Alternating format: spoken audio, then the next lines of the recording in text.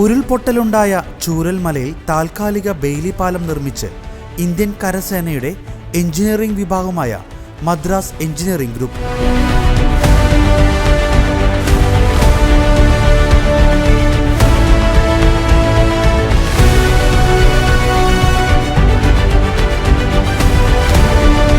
ദുരന്ത സാഹചര്യങ്ങളിൽ സൈന്യത്തിനും രക്ഷാപ്രവർത്തകർക്കും ദുരന്തബാധിത സ്ഥലത്തേക്ക് എത്തുന്നതിനു വേണ്ടി നിർമ്മിക്കുന്നതാണ് ബെയിലി പാലം.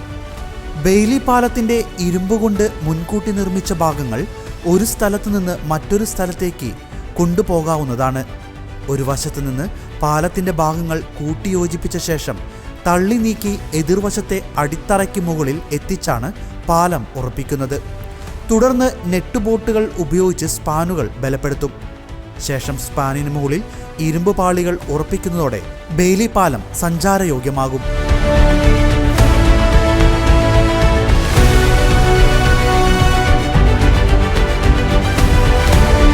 ബെയിലി പാലം നിർമ്മിക്കാൻ ക്രെയിനോ മറ്റ് ഉപകരണങ്ങളുടെയോ ആവശ്യമില്ല. രക്ഷാപ്രവർത്തനം വേഗത്തിലാക്കാൻ സാധിക്കാത്തതിനെ തുടർന്നാണ് 85 അടി നീളമുള്ള ബെയിലി പാലം നിർമ്മിക്കാൻ സൈന്യം തീരുമാനിച്ചത്. ചെറിയ മണ്ണുമാന്തി യന്ത്രം കടന്നുപോകാൻ സാധിക്കുന്ന തരത്തിലുള്ള പാലമാണ് സൈന്യം നിർമ്മിച്ചത്. ഡൽഹിയിൽ നിന്ന് വ്യോമസേന വിമാനത്തിലാണ് പാലത്തിന്റെ നിർമ്മാണ ഭാഗങ്ങളും ഉപകരണങ്ങളും കണ്ണൂരിലെത്തിച്ചത്. തുടർന്ന് 17 ട്രക്കുകളിലായി സാമഗ്രികൾ മുണ്ടക്കൈയിലെത്തിച്ചു. കണ്ണൂർ പ്രതിരോധ സുരക്ഷാ സേനയിലെ ക്യാപ്റ്റൻ പുരൻ സിംഗ് നഥാവത് ആണ് പ്രവർത്തനങ്ങൾ ഏകോപിപ്പിക്കുന്നത്. കേരളത്തിൽ ആദ്യമായി കരസേന ബെയിലി പാലം നിർമ്മിച്ചത് പത്തനംതിട്ട ജില്ലയിലെ അടൂർ ഏനാനത്തിലാണ്. 2017 കല്ലടയാറിന് കുറുകെയുള്ള MC റോഡിൽ പത്തനംതിട്ട കൊല്ലം ജില്ലകളെ ബന്ധിപ്പിക്കുന്ന ഏനാത്ത് പാലം തകർന്നതിനെ തുടർന്നുണ്ടായ യാത്രാക്ലേശം പരിഹരിക്കുന്നതിനാണ് താൽക്കാലിക പാലം സൈന്യം നിർമ്മിച്ചത്. ചെറിയ വാഹനങ്ങൾക്ക് മാത്രം കടന്നുപോകാൻ സാധിക്കുന്ന 55 മീറ്റർ നീളവും 3.5 മീറ്റർ വീതിയുമുള്ള ക്ലാസ് 18 വിഭാഗത്തിലുള്ള പാലമായിരുന്നു ഇത്. മദ്രാസ് എഞ്ചിനീയറിംഗ് ഗ്രൂപ്പിലെ 14ാം എഞ്ചിനീയറിംഗ് റെജിമെന്റിന്റെ മേൽനോട്ടത്തിൽ 50 സൈനികരാണ് നിർമ്മാണ പ്രവർത്തനത്തിൽ ഏർപ്പെട്ടത്. From the morning at around 4:30, the Indian Army has been requisitioned by the state government.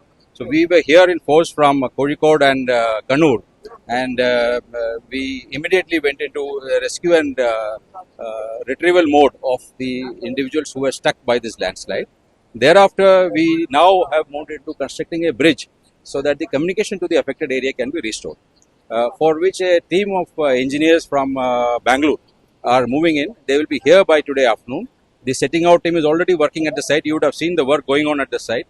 By tomorrow evening, we hope to have a Class 24 Bailey Bridge functional. The challenges of making this bridge is, of course, you have seen the road is very narrow. We have to get all the stuff from there to here. We have to dump the stores here, and then we have to work day and night. There is no electricity, so we have to put in lights and all. So we will be focusing on that. Our focus for the next 24 hours is firstly rescue and retrieval of persons who are stuck, and secondly is ensuring communication, that is the bridge is made. This is our focus area for the next.